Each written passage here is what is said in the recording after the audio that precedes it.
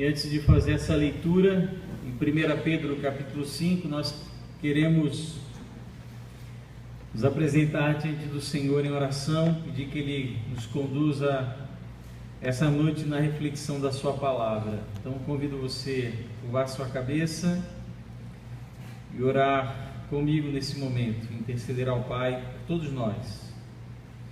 Senhor, eu quero agradecer por estarmos aqui reunidos no Teu nome, como Tua igreja, como Teu povo, Teus filhos.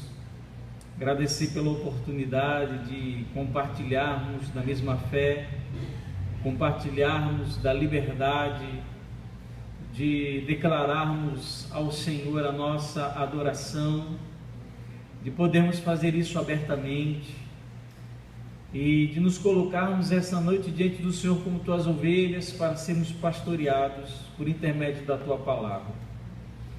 Então que através da palavra do Senhor, que não é outra coisa senão o Senhor falando conosco, que através da Tua palavra o Senhor nos pastoreie e nos oriente essa noite, assim como o Senhor já tem nos orientado através desse púlpito durante tantas vezes que nós temos ouvido a Tua palavra. Que hoje não seja um domingo diferente, que hoje seja um domingo em que o Senhor fale novamente com a nossa vida, em que o Senhor fale novamente com a Tua igreja, e que a Tua igreja, ó Pai, ouça a voz do Senhor, porque nós somos as Tuas ovelhas. Fala conosco nessa noite, é o que nós pedimos em nome de Jesus. Amém. A primeira epístola do apóstolo Pedro, no capítulo 5, a partir do versículo 8, diz o seguinte: sede sóbrios e vigilantes. O diabo, vosso adversário, anda em derredor como leão, que ruge procurando alguém para devorar. Resisti-lhe firmes na fé, certos de que sofrimentos iguais aos vossos estão cumprindo na vossa irmandade espalhada pelo mundo. Ora, o Deus de toda a graça, que em Cristo vos chamou à sua eterna glória, depois de terdes sofrido por um pouco, Ele mesmo vos há de aperfeiçoar, firmar, fortificar e fundamentar. A Ele seja o domínio pelos séculos dos séculos. Amém. Queridos, do Novo Testamento, essa é uma das epístolas que eu mais gosto. Eu já tive a oportunidade de pregar toda essa epístola durante alguns meses numa igreja que eu pastoreei. Foi um período profundamente enriquecedor. E eu me senti convocado por Deus a refletir com os irmãos esse trecho da epístola do apóstolo Pedro, escrita por volta do ano 63 a 64 depois de Cristo, às igrejas da Ásia Menor, especificamente, provavelmente, igrejas que não tinham sido evangelizadas pelo apóstolo Paulo. E essas igrejas a quem Paulo escreve essa epístola não era para uma igreja específica, mas para várias ou um conjunto de igrejas, por isso que ela é chamada de epístola geral, porque ela era dirigida a várias igrejas. Essas igrejas, elas tinham uma característica comum, porque elas estavam passando por perseguição, por sofrimento, por tribulação. Elas estavam enfrentando lutas espirituais, estavam sofrendo por conta da sociedade pecaminosa, pressão para enfim deixarem esse tal de Jesus Cristo. E Pedro escreve a primeira epístola de Pedro, para tratar sobre como os cristãos deveriam viver nesse mundo cheio de pressão, cheio de perseguição, cheio de ódio contra o Senhor. E ele escreve essa primeira epístola, que é uma epístola, depois você pode ler em casa, muito profunda, muito interessante, muito prática também. E dentre vários assuntos abordados por Pedro, um dos assuntos é o diabo. O diabo, na epístola de 1 Pedro, é visto como um dos responsáveis pelo sofrimento que a igreja estava sofrendo. Na verdade, Pedro, quando fala para a igreja, ele não usa o termo perseguição, ele usa o termo provação. A igreja está sendo provada, ela está sendo testada, ela está sendo de alguma maneira perseguida, e Pedro então escreve essa epístola para orientar aqueles irmãos como eles deveriam reagir em situações que estavam se tornando tão complicadas. Nós sabemos que na metade da década de 60 depois de Cristo, nós tivemos uma intensa perseguição contra a igreja por parte do imperador Nero e outros imperadores que surgiram e que perseguiram sistematicamente a igreja cristã. Mas o que acontece, Pedro, ele nos chama a atenção para uma figura crucial dentro das páginas da Bíblia, que é a figura do diabo. Alguns não acreditam no diabo.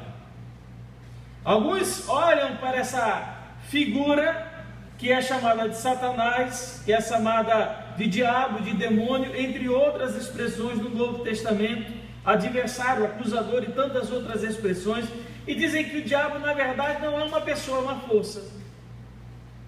Ele não é uma pessoa, mas é uma força que orienta de maneira negativa o universo. Então tudo aquilo que é negativo é diabólico. Então eles despersonalizam essa figura do Novo Testamento.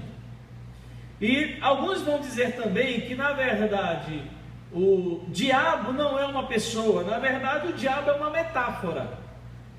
Sempre que a Bíblia fala de coisa ruim, usa uma metáfora chamada diabo. Dentre esses estava o meu orientador do meu curso de bacharelado na Universidade Federal do Rio Grande do Norte, que inclusive era um pastor batista.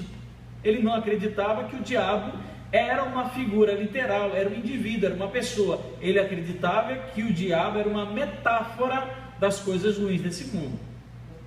Claro, ele me ajudou na minha monografia, mas eu discordo completamente. Eu fico com a Bíblia que declara que o diabo é uma pessoa.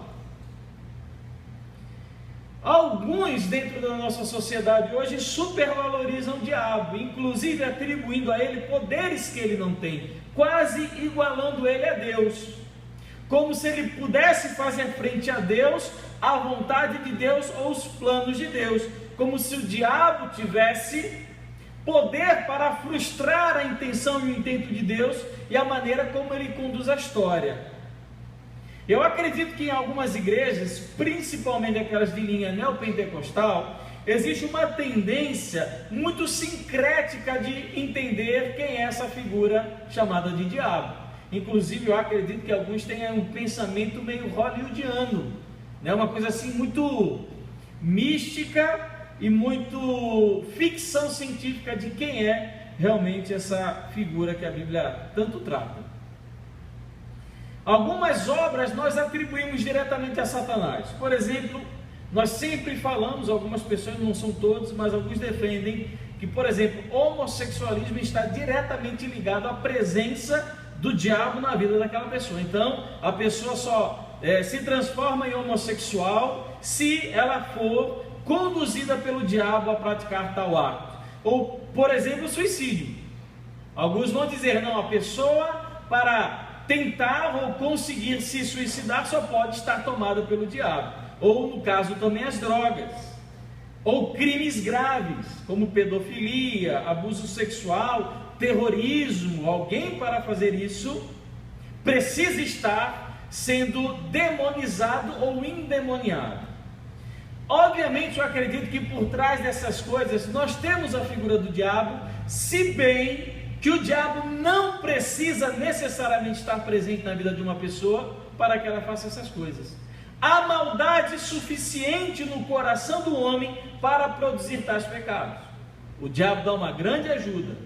Ele tenta e ele se esforça ao máximo para derrubar os filhos de Deus, para tornar o nosso estado, o estado dos ímpios, ainda pior. Mas mesmo sem isso, o coração do homem de acordo com a palavra, é desesperadamente mal, é corrupto, e tudo que é ruim brota assim do coração do homem. Mas a Bíblia apresenta claramente algumas obras que são sim plenamente diabólicas. Por exemplo, falar mentira, João capítulo 8, versículo 44. O pai da mentira é o diabo. Se nós mentimos, o fazemos por ingerência sim das ideias pecaminosas e diabólicas.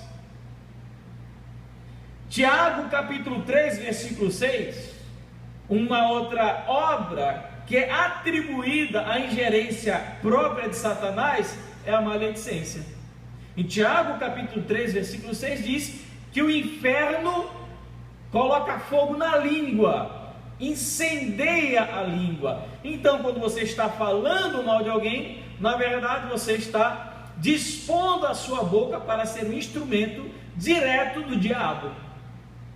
Mas nós parece que escolhemos os pecados piores para atribuir a Satanás. Não, Satanás é só homossexualismo, adultério, pedofilia, terrorismo, homicídio. Não, falar mal não. Eu falo mal de vez em quando, assim, realmente, eu reconheço, mas o diabo não. Mas esses pecados são atribuídos sim a Satanás. Mas independente de qualquer coisa, o certo é que o diabo é uma pessoa, é o inimigo do povo de Deus, e pessoalmente eu devo tratá-lo como meu inimigo. É o que Pedro está dizendo e o que ele está mostrando. Ele é inimigo do povo de Deus, é inimigo da igreja de Deus, e é pessoalmente o meu inimigo. Eu preciso lutar contra ele. Ele está contra mim. Ele quer derrubar a igreja, mas ele quer me derrubar. Ele tem um problema com a igreja, mas ele tem um problema comigo. Eu preciso tornar isso pessoal, para entender o que o diabo pode fazer com um crente único, com um crente como uma pessoa como eu, como você.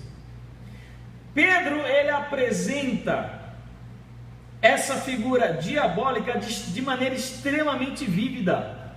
Ele diz: sede sóbrios e vigilantes, porque o diabo, o vosso adversário, anda ao derredor como leão, rugindo e procurando alguém para devorar. Diabo, essa expressão, ela significa o caluniador, o opositor, o difamador, que diga Jó, o nosso amigo do Antigo Testamento, do livro de Jó, um homem íntegro e reto, e mesmo assim, Jó sendo um homem tão íntegro e reto, Satanás tentou encontrar nele alguma coisa que o culpasse perante Deus. Se Satanás fez assim com Jó, que o próprio Deus disse que era íntegro e reto, o que Satanás não faz com a gente diante de Deus? No livro de Jó, Satanás é aquele que difama Jó, é aquele que acusa, é aquele que se propõe a destruir a vida daquele homem. Porque o diabo não só lança suas armadilhas, não só intenta contra a nossa vida, mas se apresenta diante de Deus para fazer pessoalmente acusação contra você e contra mim. Que criatura vil, perversa, maligna. E ele é tratado em 1 Pedro como um leão. É interessante porque a figura do leão é uma figura muitas vezes no Antigo e no Novo Testamento atribuída a Jesus. Ele é o leão da tribo de Judá. Mas aqui a figura que Pedro usa para retratar o nosso inimigo é o leão, porque denota a sua ferocidade, a sua fome e a sua impiedade. Você nunca na sua vida vai ver um leão chorando porque devorou uma presa, sem remorso, sem culpa. O diabo, ele não tem pena de um pai de família, o diabo não tem pena de um arrimo de família, ele não sente culpa do mal que ele faz a qualquer pessoa. É como um leão, faz parte da natureza do leão matar e comer. E entenda, existem algumas pessoas que conscientemente e voluntariamente adoram a Satanás. Existem pessoas que se encontram nos cemitérios, que fundam as igrejas para adorarem a Satanás. Nem a esses o diabo ama, nem a esses o diabo tem empatia. Isso é ilusão, porque o diabo, ele odeia todas as pessoas. E o que Pedro está nos mostrando é que ele é um leão, e ele é um leão que está sempre por perto.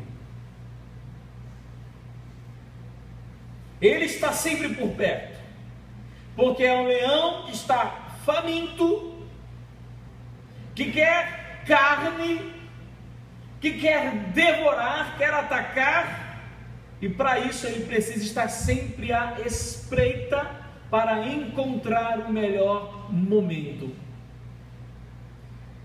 Olha o que Pedro mostra, ele é um leão que está procurando alguém para devorar. Eu tenho a impressão de que diabo também frequenta culto. Eu acho que o diabo também frequenta a casa de gente cristã. Eu já vi, queridos, muita família ser destruída claramente por uma influência do diabo por conta de pecados que eram escondidos dentro de casa, por causa de Facebook, de conversa com outras mulheres em WhatsApp.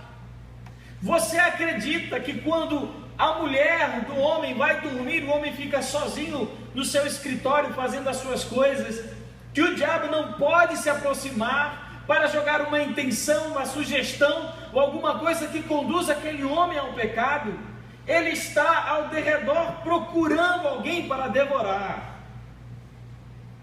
E existem dois tipos de pessoas que dão ao diabo grandes oportunidades para isso acontecer: os fracos e solitários, aquelas pessoas que se afastam do rebanho. Você pode ir naqueles canais da Discovery Channel ou não sei qual, National Geographic, e você vê como é que o leão ataca. Ele escolhe primeiro ou a que está desgarrada ou aquela que está fraca. Ele não vai procurar os fortes, ele não vai procurar o grupo coeso, ele não vai procurar os que estão em comunhão. Ele procura primeiro, preferencialmente, aquele que ele sabe que vai ter mais chance: o fraco, o que está sozinho, o que está solitário, o que está ausente. Mas não só isso, ele tem predileção pelos fracos e solitários, mas também por aqueles que são extremamente confiantes e se acham fortes. Aqueles que têm autoconfiança. Como diz a Bíblia, aquele que está de pé, cuide para que não caia. Não confie no teu próprio coração e nas tuas forças, porque você vê alguém caindo, você pode cair e fazer ainda pior do que aquela pessoa. Está fraco e solitário. Você está fraco e solitário. Você é uma presa, primeiro, predileta de Satanás. Você lembra o rei Davi? Nós compartilhamos sobre ele. Estava solitário no seu castelo, no seu palácio, e foi tentado então pelo diabo para tomar uma mulher que não era sua. Ou então o crente se acha forte: eu não caio, eu posso encarar qualquer parada, pode vir a barra que for, mas eu não vou ceder. Com o tempo cede. E eu já vi isso acontecer. Conheço há muitos anos atrás, eu nem era pastor. Uma amiga minha chegou para conversar que estava sendo tentado por um vizinho que era casado. E eu falei: minha irmã, fuja disso, é coisa do diabo. Minha irmã, fuja disso, é coisa do diabo. E ele insistiu tanto que convenceu ela a ficar com ele. Você não é forte. Nós só temos força, capacidade quando descobrimos que não somos nada e precisamos confiar em Deus. O diabo, ele não mede esforços na sua busca para derrubar os crentes. Ele não mede esforços. Ele vai usar qualquer circunstância, ele pode usar qualquer pessoa. Mateus capítulo 4, 1 a 11, a tentação de Satanás a Jesus, ele usa a própria palavra para tentar. ao próprio Senhor. A Bíblia não está escrito. E ele oferece tudo aquilo que Jesus precisa e que ele quer. Ele quer pão, ele quer ter adoração. Jesus merece e é digno. Ele quer ser proprietário e dono de todos os reinos do mundo. Ele não vai medir esforços para derrubar você. Ele começa, queridos, oferecendo tudo aquilo que você quer. Essa é a figura que Pedro está chamando a atenção daqueles irmãos, daquelas cidades a quem essa epístola é dirigida. Ele é um leão, uma criatura horrenda. Eu não sei se vocês já ouviram o rugido de um leão. Ali no acampamento Elim, na Lagoa do Bonfim, tem um acampamento evangélico, o acampamento Elim, não sei quem conhece, e do lado tinha uma fazenda, e nessa fazenda tinham leões, e era longe, era muito longe, alguns quilômetros, e da onde nós estávamos no acampamento Elim, pela manhã às vezes, nós ouvíamos os rugidos do leão, mesmo tão longe. Aí eu fico imaginando isso numa floresta, numa selva, numa ravina africana, na savana africana. Deve ser algo assustador. Mas um detalhe, o leão, ele não ruge quando está caçando, ele caça em silêncio. Você nem percebe, provavelmente, quando você olhar para o leão vai ser tarde demais. Por isso que Pedro está nos chamando a atenção para ter esse cuidado. E ele nos dá algumas orientações muito claras sobre como reagir a essa atuação do diabo nas nossas vidas. Ele diz: sede sóbrios e vigilantes. Primeiro, nós precisamos nos manter sóbrios. Sóbrio é aquela pessoa que tem autocontrole, é a pessoa que não está dominada por suas paixões e pecados. A pessoa está consciente, ela está sã, está no uso de todas as suas faculdades mentais, não está embriagado pelo engano do pecado. Quem é a pessoa que está bêbada, que é o contrário de sóbrio? É aquela pessoa que é fácil de enganar e que para ela a realidade é completamente distorcida.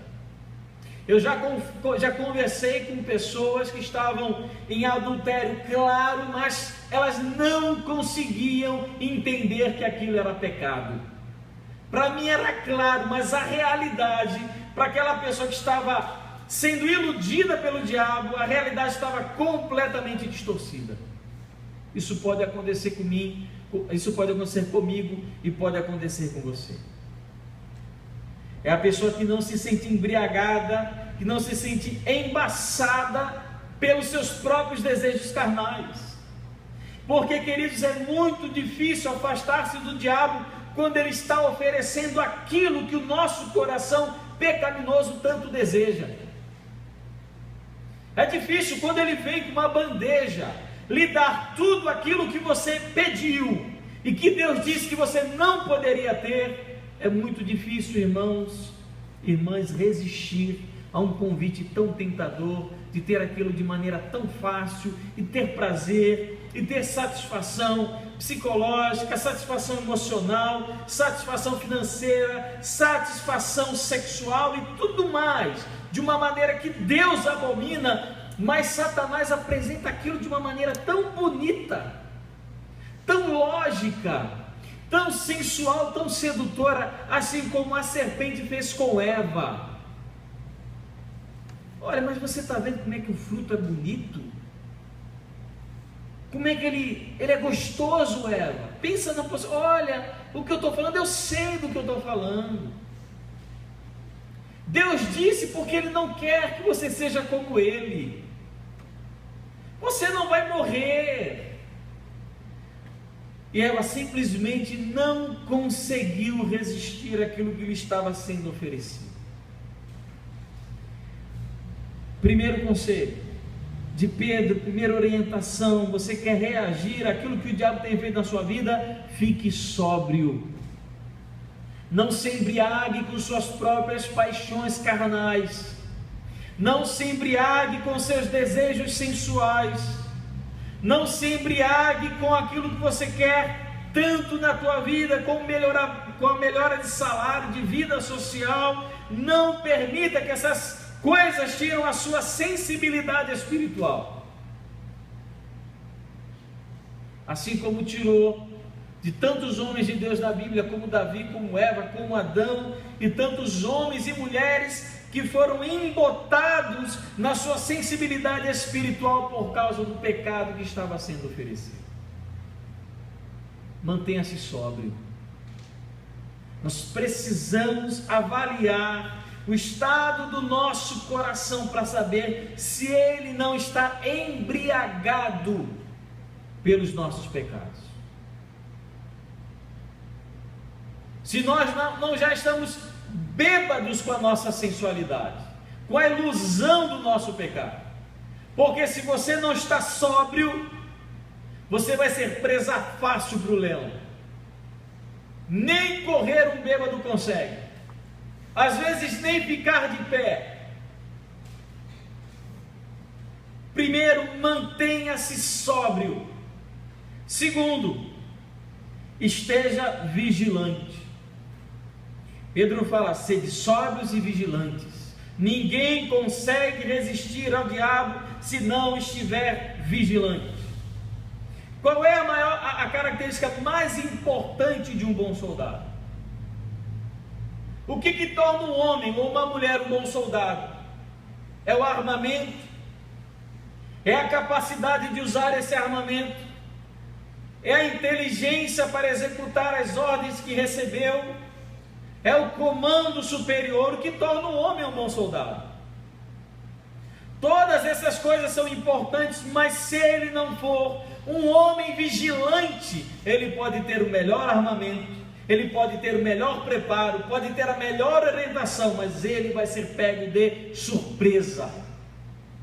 O inimigo mata o soldado e toma as suas armas. O que importa no soldado é a sua prontidão para reagir. Ele está sempre alerta, é capaz de agir rapidamente, tem total atenção nos perigos e ameaças que estão rondando. Ele não fecha os olhos, e mesmo que ele durma, os seus sentidos permanecem aguçados até durante o sono. Menor estalo, menor barulho, ele acorda, desperto e com um fuzil na mão, pronto para encarar o inimigo. Grande problema, irmãos, é que nós hoje vivemos no mundo e na sociedade das distrações. Nós não apenas perdemos tempo, mas tiramos a nossa atenção das coisas que realmente importam. Nós gastamos o tempo que temos muitas vezes com coisas inúteis. E nós muitas vezes estamos distraídos na nossa vida espiritual, relaxados, nada está acontecendo no momento, não há com que me preocupar, está tudo bem na minha vida, as minhas contas estão pagas, os filhos estão com saúde, a minha mulher está feliz com os nossos móveis, o meu emprego vai bem, subi de cargo, ganhei aumento. Não há com que me preocupar. Meu querido, mantenha sempre a vigilância, porque a questão não é se o diabo vai atacar, mas onde ele vai atacar. Ele sempre quer atacar, sempre. Por isso Pedro nos orienta a nós mantermos sempre a nossa vigilância. Toda criança gosta, eu acho legal, acho interessante. Mágica. Ilusionismo, que nada tem de bruxaria, né? Na verdade são truques. E qual é a atividade mais importante do mágico? desviar a sua atenção da onde o truque está acontecendo. Para que você não veja o truque, ele precisa desviar a sua atenção. O diabo faz exatamente a mesma coisa. Ele quer desviar a sua atenção. Ele vai lhe dar razões, vai lhe dar explicações, motivos. Você vai ler um livro de sociologia, você vai ler um livro de psicologia que vai dizer que tudo aquilo é aceitável. Eu passei 4 anos na universidade ouvindo que homossexualismo, pedofilia e tudo mais era aceitável.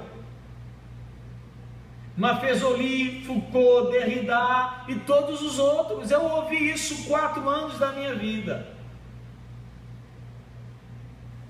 Eu estudei, um colega de turma que entrou no mesmo ano, a turma de 2001 da UFRN, era filho de pastor e terminou ateu. Esteja sempre vigilante. Ele vai tentar usar todos os meios para embotar a sua sensibilidade espiritual, para desviar o seu olhar. Enquanto você não percebe que os seus filhos estão sendo educados pela televisão, estão sendo educados pela internet, estão sendo orientados nas escolas, pelos livros de esquerda que nós encontramos nas escolas, você está preocupado com o seu cargo vai aumentar, que você vai ganhar mais dinheiro, vai trocar de carro. Será que você não percebe que muitas vezes as coisas boas que acontecem na nossa vida podem ser sim uma distração do próprio diabo? Para que você não perceba que coisas sérias e graves estão acontecendo do seu lado. Não permita que a sua vida naufrague por causa de vigilância. E terceiro conselho, orientação do Pedro, nosso amado apóstolo Pedro, para lidar com o diabo. Versículo 9: resistir-lhes firmes na fé. Não se dê por vencido, não seja fraco perante o diabo. E muitas vezes, ou na maioria das vezes, não em todas as vezes, para lutar contra o diabo, nós precisamos primeiramente lutar contra nós mesmos. Porque o diabo oferece aquilo que eu quero. O diabo oferece aquilo que eu desejo. Então, para lutar contra ele, primeiro eu preciso lutar contra mim mesmo. Isso é errado. Isso que eu quero é pecado. Nós não podemos fazer como Adão e Eva, colocar a culpa um no outro. Adão, Senhor, foi a mulher que tu me deste. Aí Deus, e aí Eva, a serpente me deu e eu comi.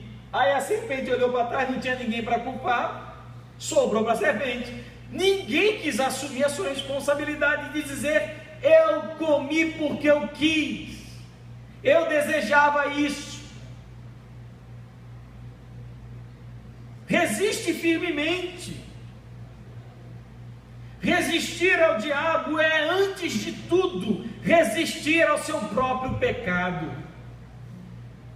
Não deixe, queridos, que um leão terrível destrua a sua fé e a sua comunhão com Deus. É isso que ele quer. Ele quer que você blasfeme o nome do Senhor. Ele quer que você se afaste da comunhão. Ele quer que você não glorifique e não adore mais a Ele. O que você faz? Resista. Brigue, lute. Seja valente, seja forte. Seja guerreiro. Está difícil, dobre o joelho em oração.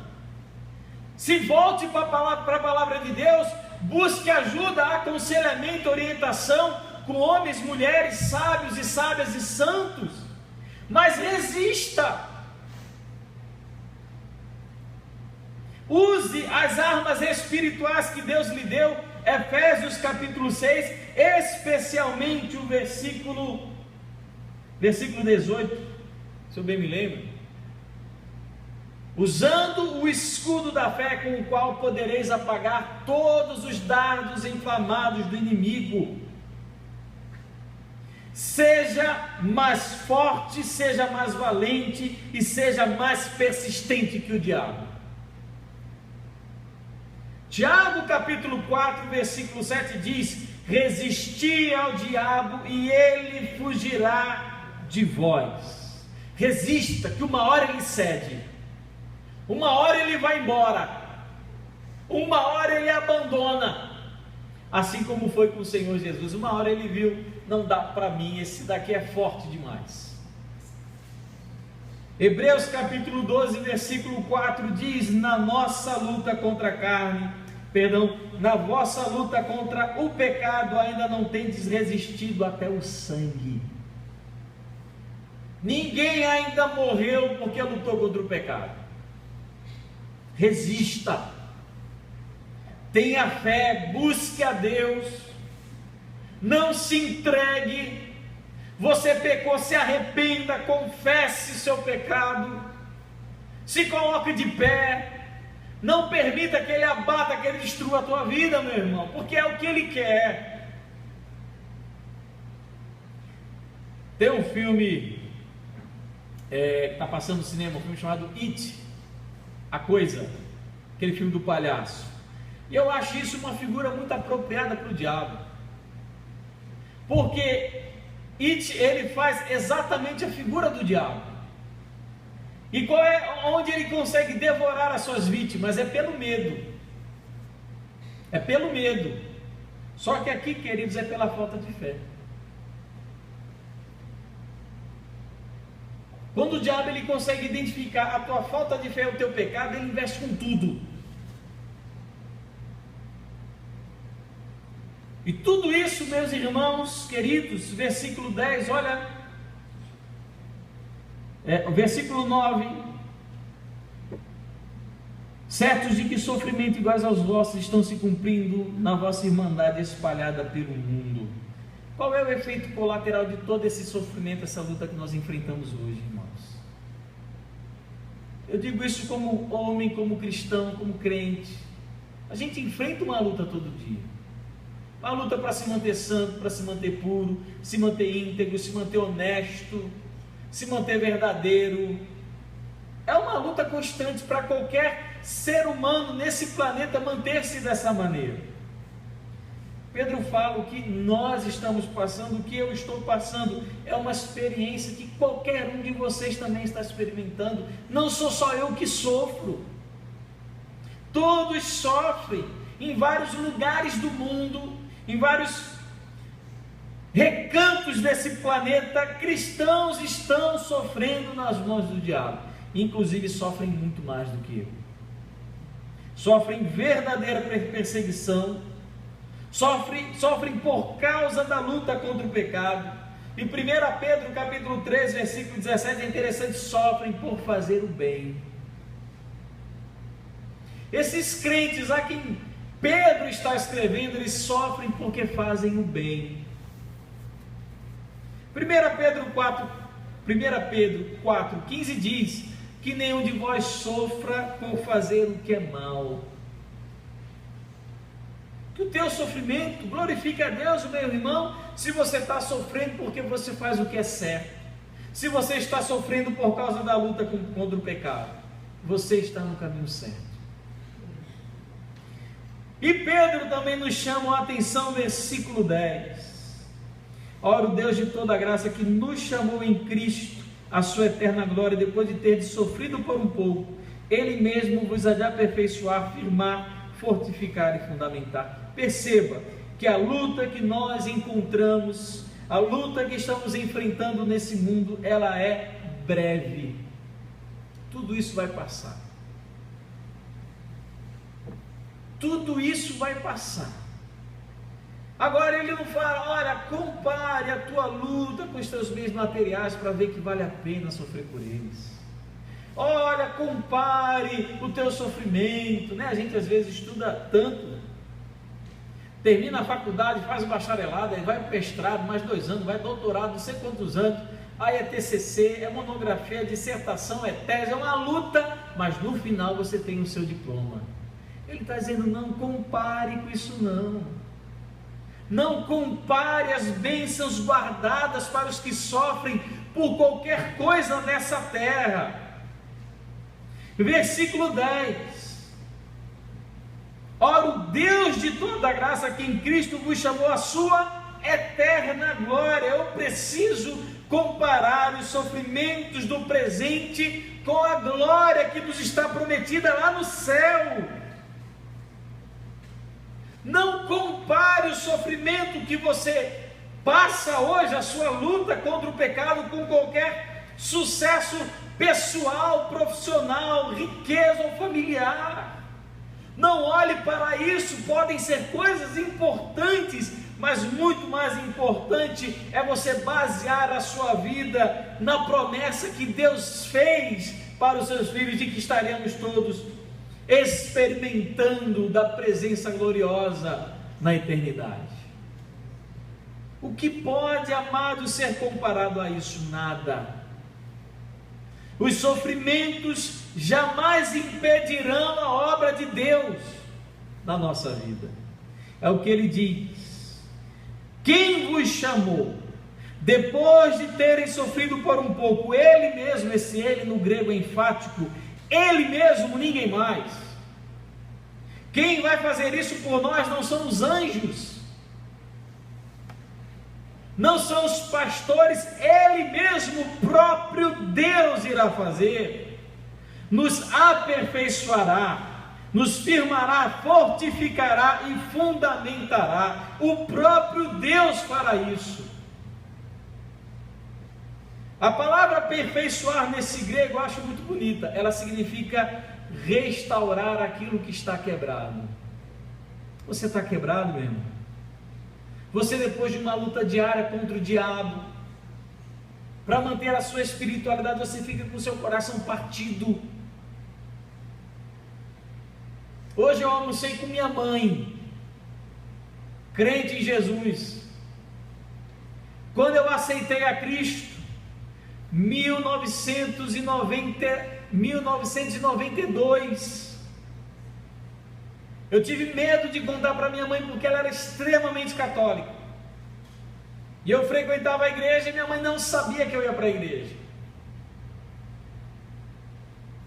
Um dia na igreja foi uma prima minha.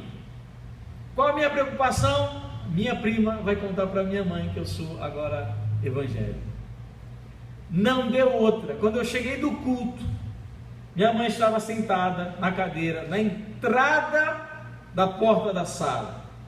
Ela disse para mim, eu lembro até hoje as frases exatamente: quer dizer que você agora virou evangélico, não conte comigo mais para nada. Meu coração ficou quebrado,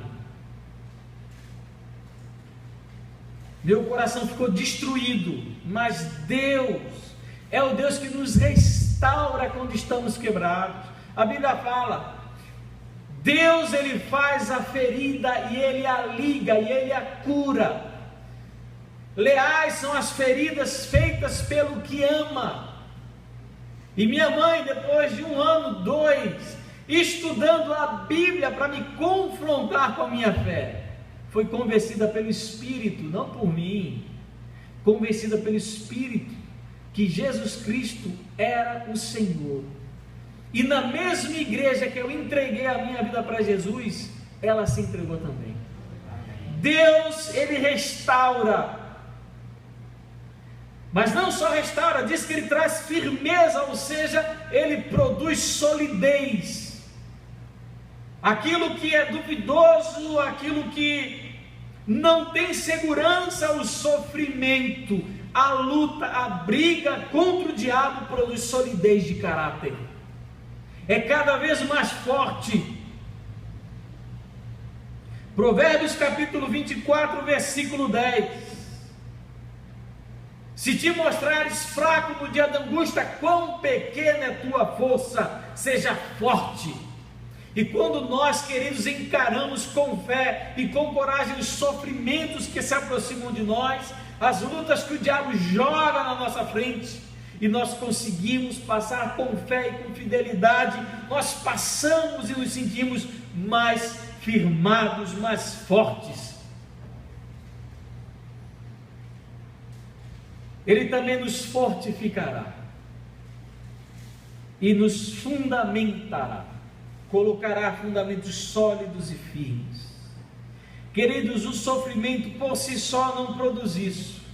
Lembrando que o texto fala, é obra de Deus na vida daqueles que foram chamados por Cristo à eterna glória do Pai. Não é a dor que produz força, não é a dor que produz firmeza. A dor não fortifica, é uma obra do Pai naqueles que se aproximam dele na hora da dor. Eu já tive experiência, queridos, de passar a noite toda orando em profunda angústia, com sofrimento e dor na minha alma, querendo saber o propósito e a razão dos meus sofrimentos. E depois de muito tempo, não foi no final daquela noite, não foi uma resposta imediata de oração, depois de muito tempo, eu me senti profundamente fortalecido com aquele sofrimento que eu experimentei. O sofrimento não produz isso, quem produz é Deus na nossa vida. Deus nos fortalece, como nosso querido irmão Paulo, com aquele espinho na carne, orou durante 3 vezes, alguns falam que são, na verdade, eram 3 dias incessantes de oração. E o que o Pai fala? Minha graça te basta, porque é na fraqueza que se revela a minha força.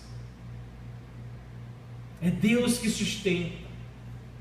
Então não adianta procurar força no dinheiro, na bebida, no sexo ou qualquer coisa. Busque a sua força e a sua capacidade em Deus. Aqui tudo isso conduz, meus irmãos, esse sofrimento, essa perseguição do diabo, essa nossa luta diária e constante, nos conduz ao versículo 11.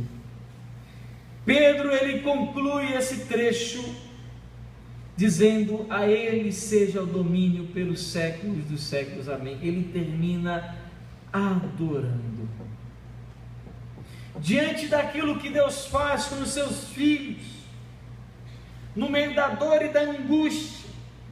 Pedro, ele só consegue terminar dizendo, a ele todo domínio pelos séculos dos séculos, amém. Essa palavra século, essa expressão séculos dos séculos, ela traduz uma expressão grega, significa para todo sempre ou eternamente. Eternamente Deus, ele deve ter e terá o domínio de absolutamente todas as coisas. Ele é o Senhor. Deus sabe o que faz, Deus sabe como faz, Deus sabe quanto faz. Ele tem o domínio. Eu não vou me preocupar, eu não vou ficar ansioso. Ao contrário, eu vou confiar e adorar aquele que é o dominador, o soberano, o Senhor de todas as coisas. Inclusive, Ele é soberano sobre os reis que perseguiam a igreja, Ele é soberano sobre o Estado Islâmico, Ele é soberano sobre os movimentos terroristas, Ele é soberano sobre aqueles que querem implantar a pedofilia no Brasil, aqueles que querem implantar a destruição da família. Ele é soberano até sobre o diabo, soberano sobre tudo. Ele é soberano pelos séculos dos séculos, e que assim seja. Que Deus, Ele continue e tenha poder sobre tudo e sobre todos, inclusive sobre a minha vida. Ele sabe o que faz.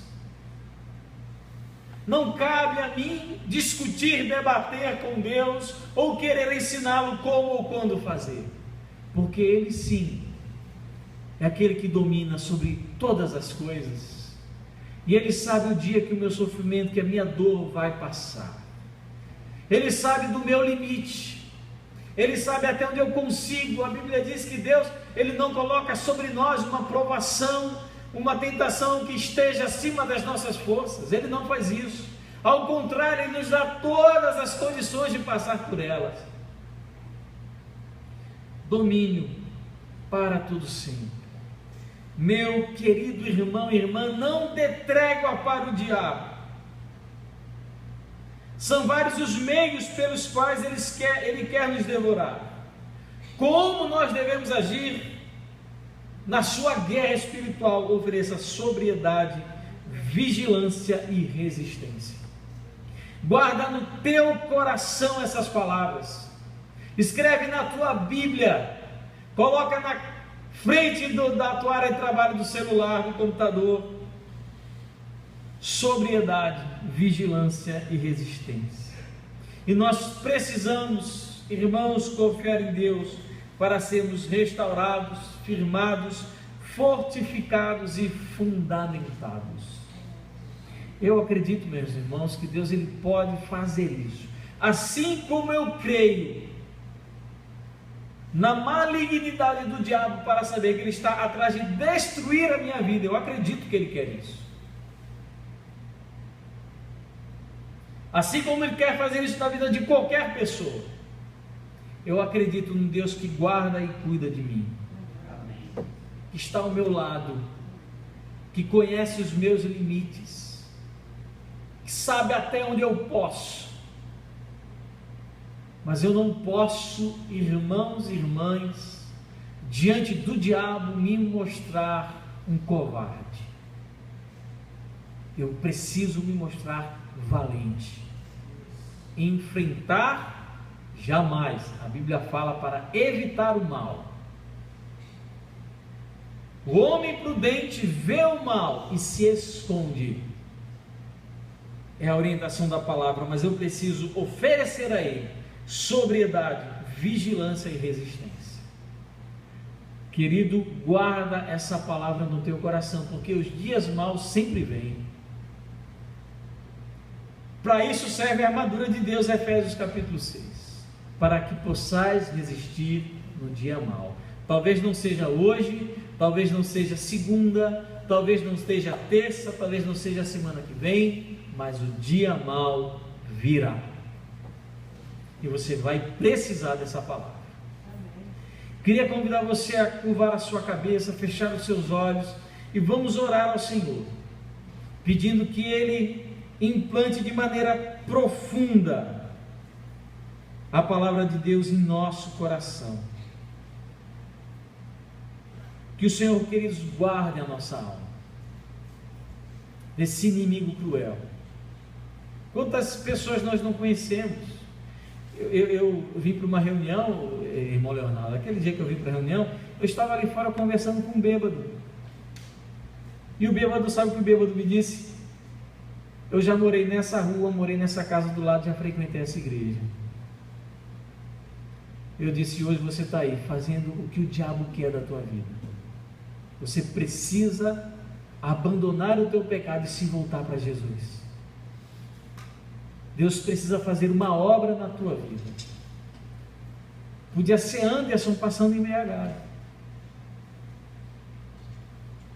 Podia ser Anderson passando drogado.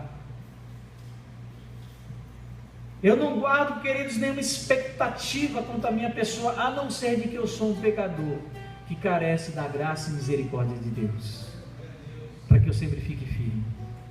E o dia que eu me acho bom demais, me acho forte demais, é o dia que eu estou mais propenso a cair. O dia que eu digo, Deus, eu não preciso do Senhor hoje, é o dia que eu mais preciso dele. Vamos orar, falar com o Senhor. Deus amado, Pai eterno, que a tua graça faça com que essa palavra penetre no nosso coração, que mude a nossa mente. Talvez alguns aqui já estejam de fato sendo devorados pelo diabo. Essa palavra talvez venha numa situação em que o Senhor decidiu nessa noite abrir os olhos, abrir a mente e dizer: lute, porque você já está muito próximo de ser tragado pelo inimigo. Senhor, eu quero rogar a tua bênção e a tua graça, para que o Senhor nos fortaleça, Pai, na nossa luta diária, constante, persistente, contra um inimigo que é invisível, que nós não conseguimos ver fisicamente, mas que nós temos a certeza que está sempre do nosso lado, buscando um motivo, uma razão e uma oportunidade para destruir a nossa vida. Pai, nós queremos clamar ao Senhor misericórdia. Tem misericórdia de nós, Senhor. Tem misericórdia.